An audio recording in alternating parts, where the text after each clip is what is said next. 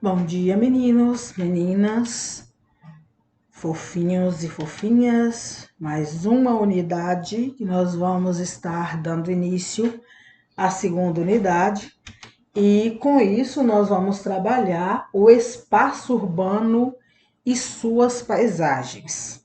Na unidade passada nós trabalhamos o espaço urbano, o espaço rural e suas paisagens, agora é o urbano e suas paisagens, né? Aqui diz desde os tempos mais antigos, né?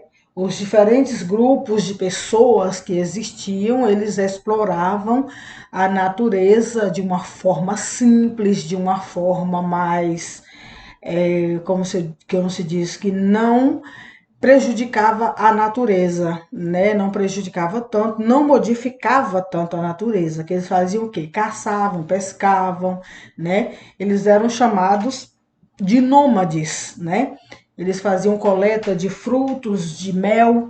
Por que chamados de nômades? Porque eles mudavam, né, de sempre de lugar. Assim que aqueles animais, os peixes, né, acabavam daquele lugar, eles iam para outro lugar. Mas daí foi surgindo família, né? Foi crescendo a família, então eles tiveram que ficar em um único lugar. E nessa é, estadias dele naquele lugar, acabavam tendo outras famílias e foram surgindo assim as cidades, né? Por volta do ano de 3.500 a 3.000 antes de Cristo, eles começaram a formar cidades. E nessa formação de cidades, né, houve transformação das paisagens ali, que eram naturais, elas deixaram de ser naturais e passaram a ser humanizadas, né? Serem paisagens urbanizadas. Por que, que eles faziam isso? Por que, que eles começaram a modificar intensamente aquelas paisagens? Por conta de casas, de ruas, de avenidas, que eram as estradas, né? Praças, para fazer prédios, né? Então edifícios, então eles faziam essas modificações e deixaram de existir os elementos naturais para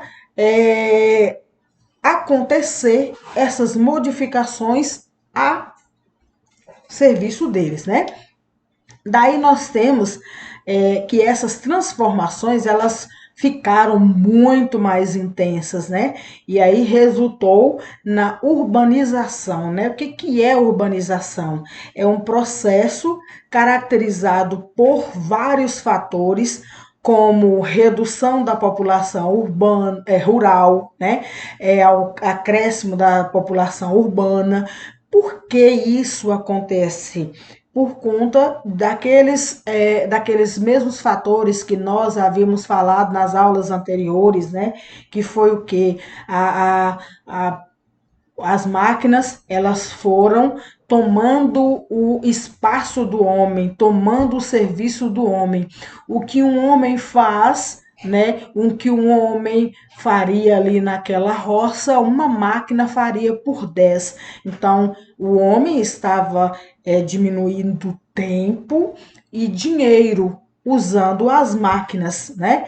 E para atender as necessidades das pessoas, o que, que eles faziam? Eles faziam uma concentração nas cidades. E quais seriam essas necessidades, né? São a iluminação, o esgoto, o transporte, a educação, a alimentação, né? Que eles iriam comprar alimentos diversos, que mais? A saúde e vários outros meios aí que o homem na cidade ele busca, né?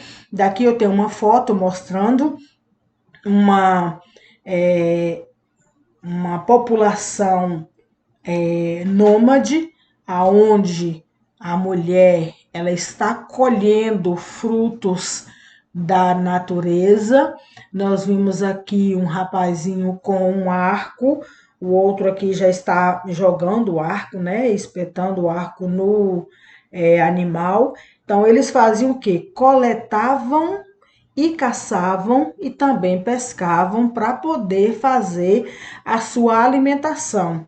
Com o aglomeramento, com a urbanização, ele já não tinha mais condição de ficar coletando da natureza sem reposição.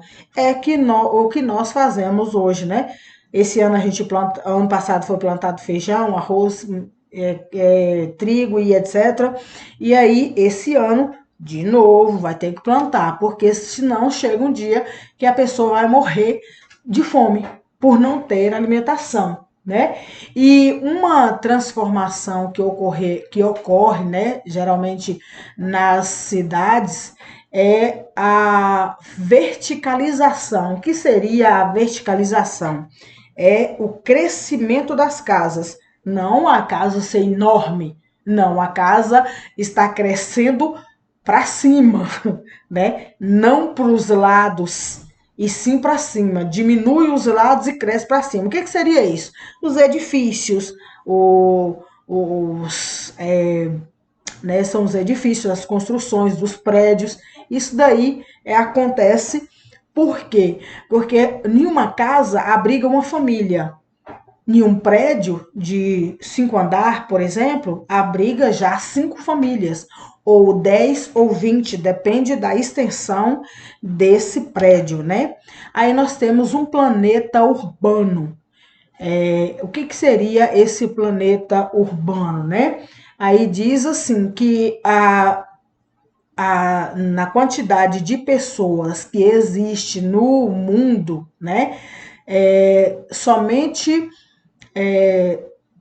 8 pessoas, né? De 10 pessoas, somente 2 vivem na zona rural. De 10 pessoas, 8 moram na zona urbana, isso aqui no Brasil, né? Então, assim, é só no Brasil? Não. Essa tendência a crescimento populacional é em todo mundo. O crescimento da população é em todo mundo, não é só aqui, né? Observa aqui que em 1950 a população urbana representava apenas 30% da população mundial, mas hoje essa porcentagem ela mais que dobrou, né? E aí nós temos uma demonstração de uma cidade que ela foi urbanizada, né? Ela foi verticalizada. Observa que nessa primeira foto aqui, ela é de 1953. Existem casas, sim, pessoas trabalhando na rua. E já nesta outra fotografia, observa-se que é o mesmo lugar. São 2 fotos do mesmo lugar em tempos diferentes. Aqui foi em 1953 e essa outra aqui em 2011. Então, quer dizer, a quantidade de pessoas nessa cidade aqui, ela aumentou. Por que, que a gente sabe que aumentou? Olha a quantidade de prédios que já existem, né? Carros que na outra ali a gente percebe que não existe nenhum assim, visivelmente não dá para se ver, mas aqui tem muitos carros, né? Muitos prédios.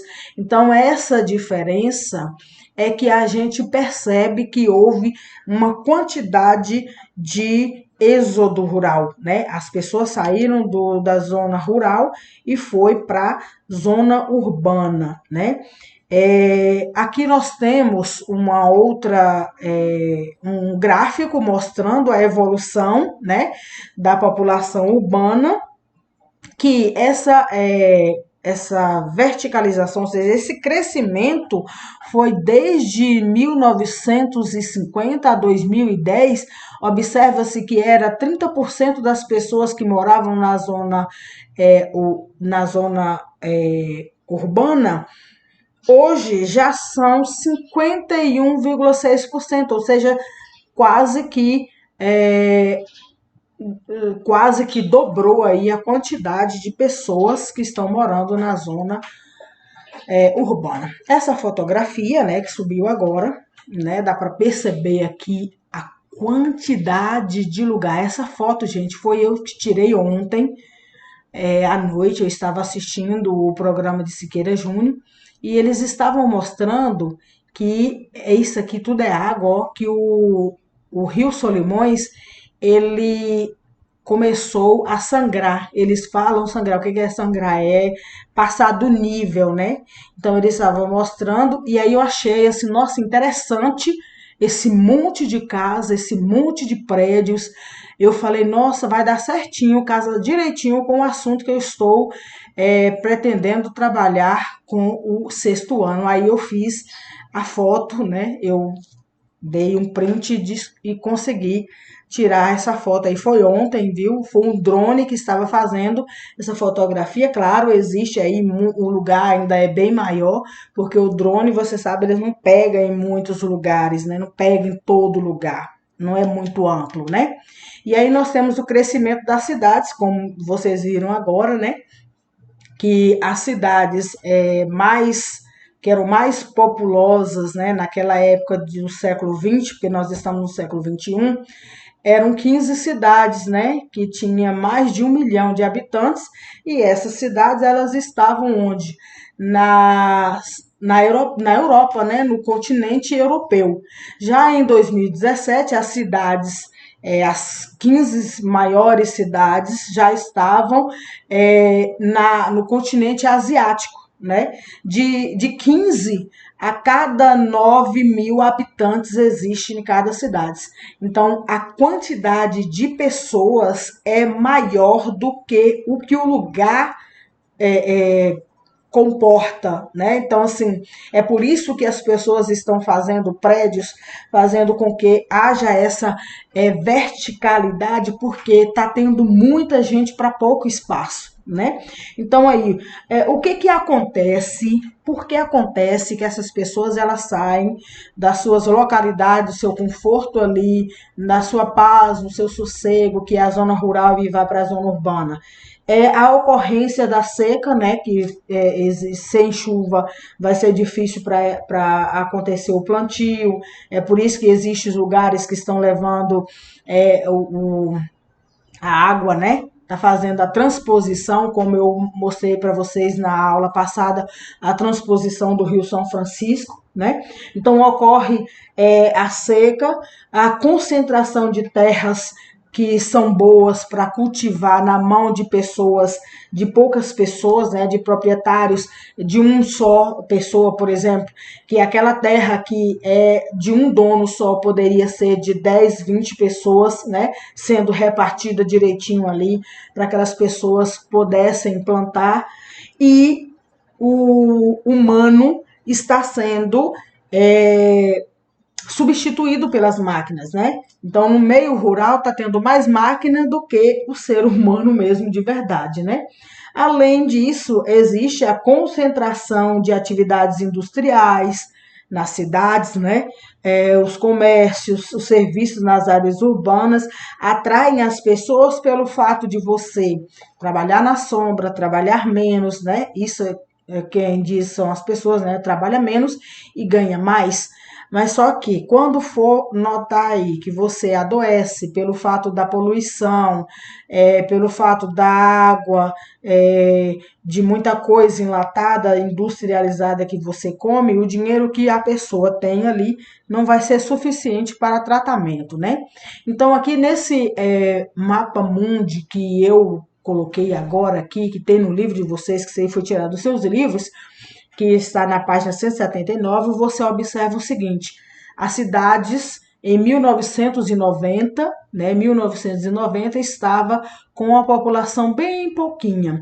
Já no ano 2010, vocês conseguem perceber que essas partes aqui que estão roxas são a grande concentração de pessoas, né, um aglomerado de seres humanos.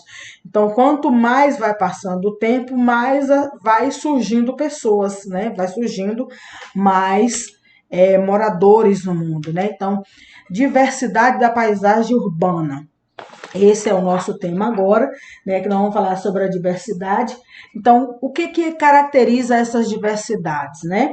São as fábricas, né? Que são atividades próximas das casas das pessoas, a casa fica perto das fábricas, os prédios, né? Os tráfegos, os estabelecimentos comerciais, transportes de cargas, as fábricas. Então, nesses locais que as fábricas estão próximas, as pessoas acabam que aglomerando mais ali próximo, né? Em outras, há um predomínio de atividade do setor terciário, né? O setor, nós temos o setor primário, que está concentrado o ramo de atividades que são vinculadas a extrativismo, né? Quais são esses extrativismos? São vegetal, animal, mineral, né? É a agricultura, a pecuária, né? Então, esses são setor primário, é a mesma coisa de falar que são setores de matérias-primas, né?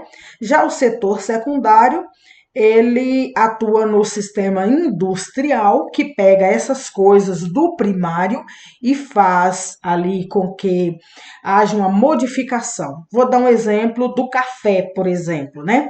O café ele é produzido aonde? No setor primário. Onde é o setor primário? Lá na zona rural.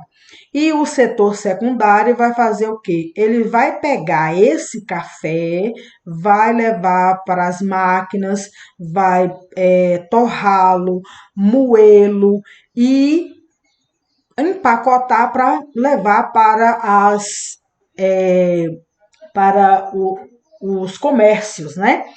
E o setor terciário está mais concentrado que os serviços, né? A prestação de serviço, que são a prestação de serviço de professores, de advogados, profissionais liberais, são comércios em gerais que estão ali, né? Vários setores que esses serviços são para o ser humano. E aonde entra o café aí no setor terciário?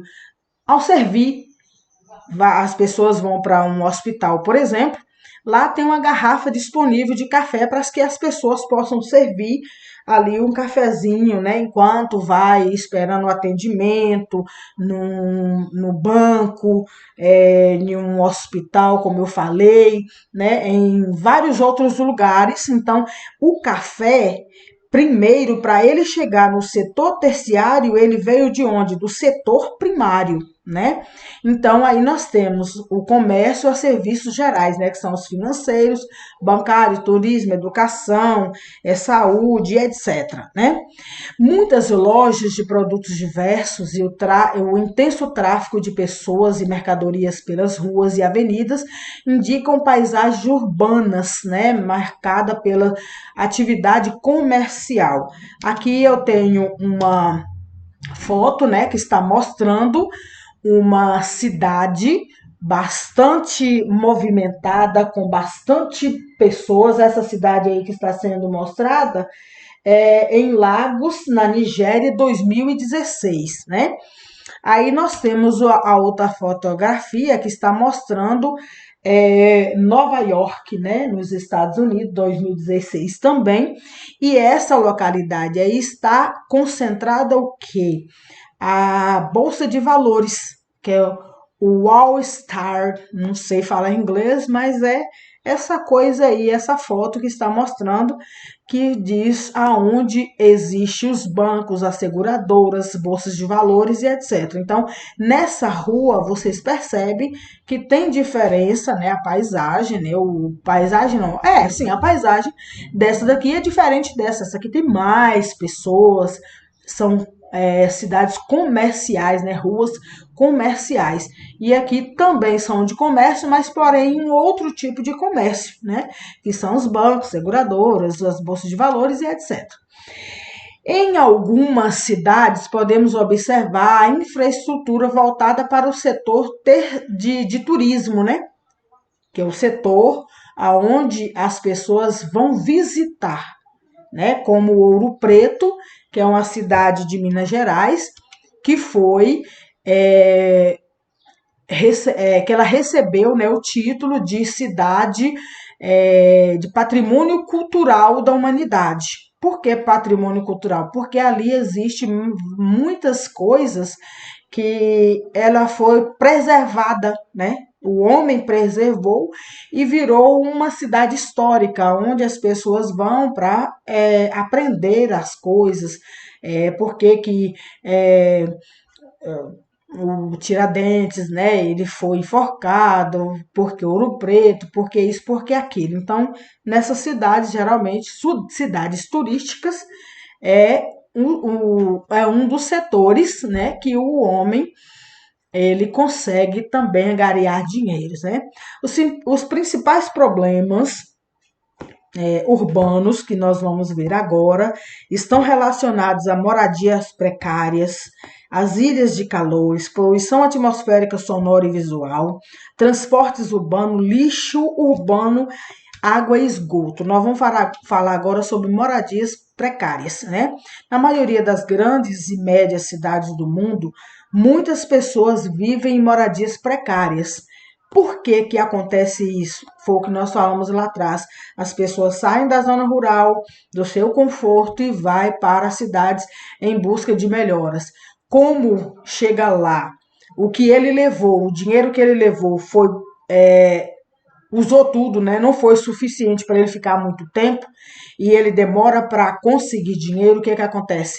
Eles começam a perambular pelas ruas e aí há um inchaço de pessoas nesse lugar e acontece de ter é, umas moradias precárias porque eles vão morar em lugares aonde corre o risco de desabar quando na época de chuvas, né?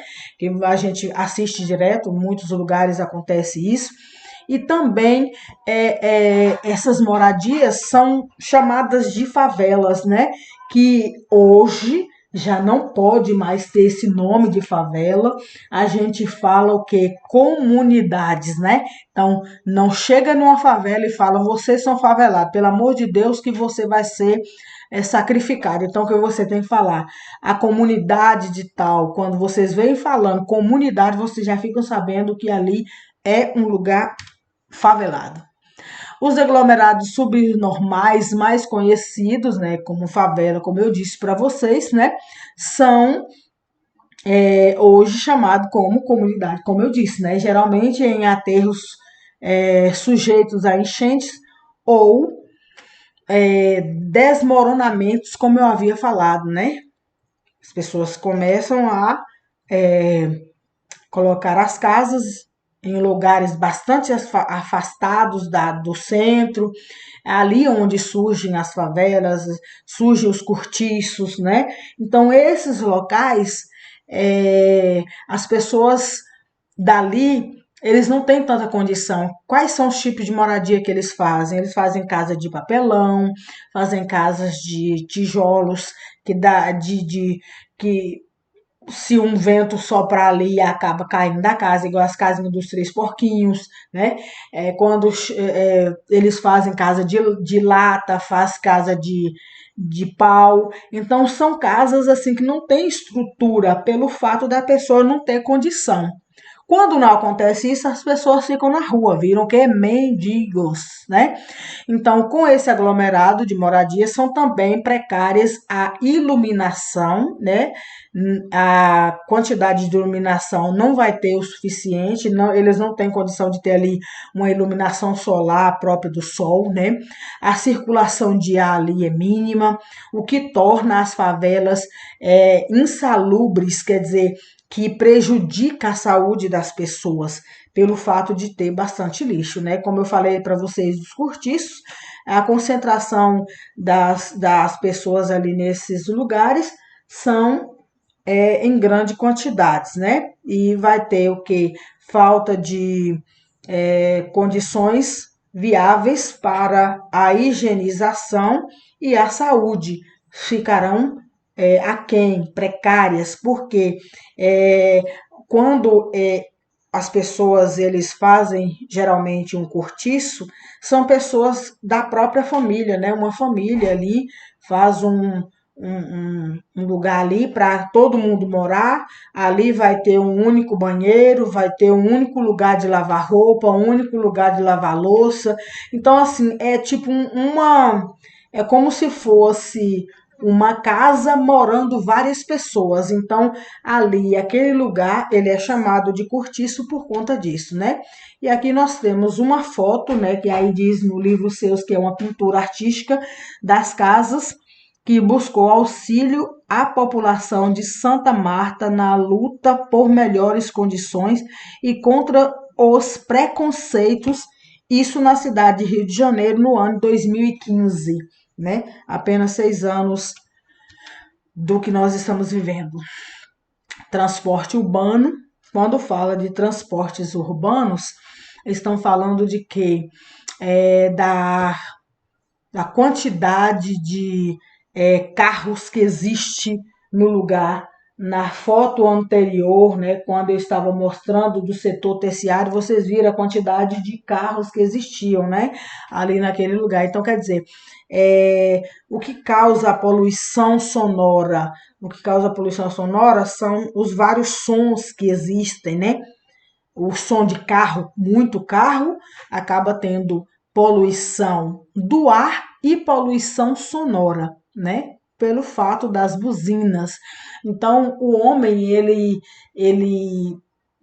os governos, né? Eles poderiam aplicar mais em metrôs, em trens, em ônibus, em como é que fala assim, transporte coletivo, né? Transporte que atende ao público e no horário que o público quer e leva as pessoas para os seus destinos, trabalho e casa, né? O transporte público e coletivo pode ajudar a reduzir a emissão de gases poluentes e o barulho, né? E os aglomeramentos causados pela grande circulação de veículos menores que ficam na cidade. Então, o que o homem deveria fazer, os governos deveriam fazer? Isso aqui que eu estou mostrando, né? Ônibus. Colocar ônibus, metrôs, são ônibus que podem estar circulando em cidades grandes. No caso nosso aqui não precisa, porque a cidade nossa é pequena. Já em Guanabi já existe, né, os ônibus circulares, ou seja, que vai do centro aos bairros. Quem já foi em Guanabi pode perceber, né? Aqui essa foto eu estou mostrando o Brasil com os vários tipos de transportes que poderiam estar sendo usados, né, que são usados na verdade, e que poderiam ser usados mais nas cidades, seria o que? Os ônibus, os metrôs e os trens, né? Poderiam estar sendo usados que carregam mais pessoas, né? Agora vamos falar sobre as ilhas de calor, que essas ilhas de calor seriam o quê? Naqueles lugares aonde existe uma concentração maior de pessoas, é aonde existe mais calor. Eu vou dar um exemplo para vocês de Guanambi. Eu acredito que todos vocês já devem ter ido em Guanambi, né?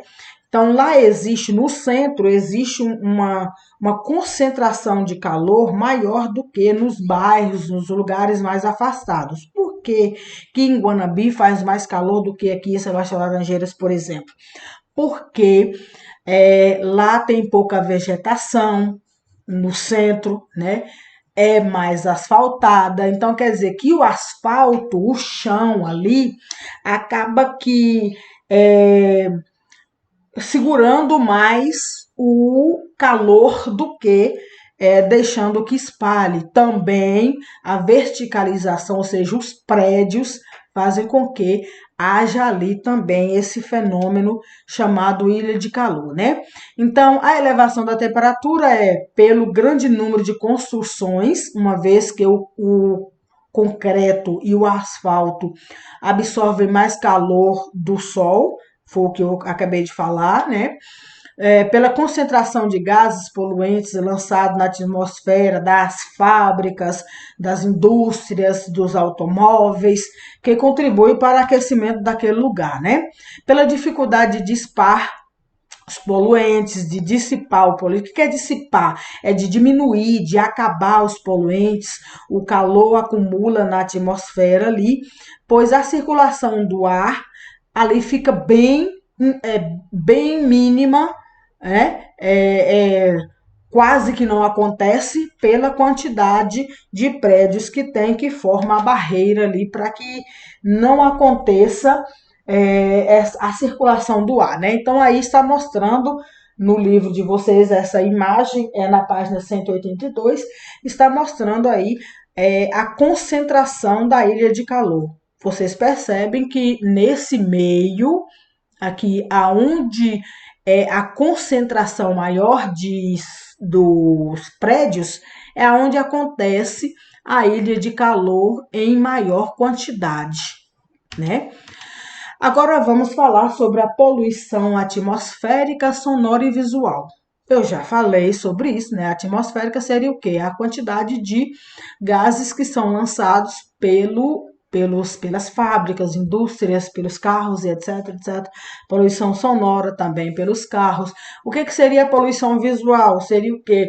A quantidade de cartazes, de folders, de slides, não, oh Deus, qual é slide? No meio da rua, tô doida, de cartazes, né, que são colocados em vários locais, aí há uma poluição visual. O lixo urbano, né, quando a gente fala de lixo urbano, a quantidade de lixo que são produzidos diariamente pelas pessoas são muito grande, né? E existem locais que não tem a coleta seletiva do lixo, só existe a coleta. Por exemplo, aqui para nós temos a coleta do lixo. A cada dia da semana, a caçamba, né, passa e os meninos, né, as pessoas que trabalham na caçamba, eles recolhem o lixo e levam por lixões a céu aberto. Não tem fiscalização desse lixo, como é feito o descarte dele, se é queimado, se é enterrado. Claro, nós sabemos que não é enterrado, que eles geralmente eles queimam, né? Então, assim, não há essa fiscalização, nós não temos uma coleta seletiva. O que seria a coleta seletiva? Seria, por exemplo, um dia o carro passaria na minha rua coletando os lixos, né? Todos os tipos de lixo, fora plástico, fora vidro, fora papelão, né? Então existe em outras cidades, como São Paulo, por exemplo, eu falo que eu pude observar isso lá quando eu fui visitar meu irmão. Então, cada dia da semana passava um tipo de caminhão diferente, fazendo o recolhimento de um tipo de lixo. Então, lá há uma seleção rigorosa, né, do lixo. Então, portanto, não tinha nem como se a pessoa pegar um lixo e trocar ali, ele pode receber um tipo de multa, né? Entre aspas, uma multinha, porque só assim, doendo no bolso, é que o homem ele vai ter consciência. Aí está essa foto que subiu agora, né? Eu estou mostrando uma poluição atmosférica. Aqui a poluição sonora, você observa que o menininho está com a mão no ouvido, aí tem buzinas, tambores, o carro da polícia, patrol, avião, carro de sons, Geraldo passando e etc. Olha, é muita coisa, né? Então a poluição sonora é isso. Aí nós temos um outro tipo de poluição, que é chamada poluição visual, que é muito cartaz, muita coisa, um monte de coisa ao mesmo tempo. Vocês observam aí que essa cidade aqui é uma cidade do Japão. Eu peguei de uma cidade do Japão, que geralmente no Japão, na China, são lugares onde existe a poluição visual. E aqui está o que? O lixo urbano, né? Uma foto de um lixão. Entendem? Agora nós vamos falar sobre a água e o esgoto, né? Então, quando a gente fala de água e esgoto, a gente diz que o esgoto, né, não tratado, ele pode contaminar, né, córregos, rios, lagos, nascentes, né? E o consumo da água contaminada está associado a diversas doenças que podem ocasionar até a morte de animais, de vegetais e da própria pessoa, né? De própria pessoa, de pessoas também ali que comem dos animais, por exemplo, pega um peixe contaminado, ele vai, pode acontecer de morrer também, né? Pode acontecer uma doença, mas pode também acontecer uma morte. Então, a água, né, ela deve ser tratada porque ela é retirada do rio e é jogado para a cidade. E a cidade pega, joga para o rio o que ela descartou, que são águas sujas de lavada de roupa, de comida, de indústria, de banho, de fábricas, né? Então, o sistema de saneamento básico nas áreas urbanas é composto de rede de tratamento e distribuição dessas águas. E também é feita a coleta de resíduos líquidos, né? O que seria a coleta de resíduos líquidos? É o tratamento de esgoto. Coleta de resíduos sólidos, o que seria isso? São os lixos, né, que eu acabei de falar no slide anterior, né? Para chegar a água ser potável, né, aos domicílios, ela é represada é, em represas tiradas de rio, de lagos, das lagoas, e são levadas para a estação de tratamento, que é chamada de ETA. O que é ETA? É Estação de Tratamento de Água. Daí ela vai para as casas, as pessoas usam, né? E é submetida a antes de ser usada, né, elas são submetidas a vários processos físicos e químicos para que ela seja uma água boa para ser bebida, comida, usada, né? E depois de ser usada essa água, depois de ser consumida, ela volta para os rios e vai para ET. O que é ET? ET ou ET? ET ou ET? É Estação de Tratamento de Esgoto. Essa é o significado de ET. ETA, ETA, Estação de Tratamento de Água, ETE, Estação de Tratamento de Esgoto. Né? Aqui eu tenho uma foto mostrando aí o tratamento da água, né, de uma cidade e o tratamento de esgoto. Na minha esquerda, nós temos aqui o tratamento da água. Vocês observam que aqui está a represa, né? Esta água, ela é captada por bombas e dessas bombas ela vai aqui para um outro tanque receber tratamento, né, que é o sulfato de alumínio, cal e o cloro, para poder fazer com que a sujeira que tem ali, ela se tipo como se fosse cristalizar. Não seria essa palavra, mas é como se ela cristalizasse, né? E daí ela vai para esse outro tanque aqui, que é o tanque de floculação, decantação e filtração. Você observa que aqui está a floculação. O que seria a floculação? É isso que eu acabei de dizer, né? Ele formar flocos, ele recebeu aqueles produtos químicos no tanque, num tanque, e no outro ele vai fazer com que esse processo aconteça, a floculação, né, aconteça, ou seja, a formação de flocos de sujeiras aconteça. Na parte da decantação é onde acontece aqui o descansamento, descansa a água, ali nesse descansar a água, o que acontece? Acontece de a sujeira descer e a água ficar em cima. Aí vem a parte de filtração.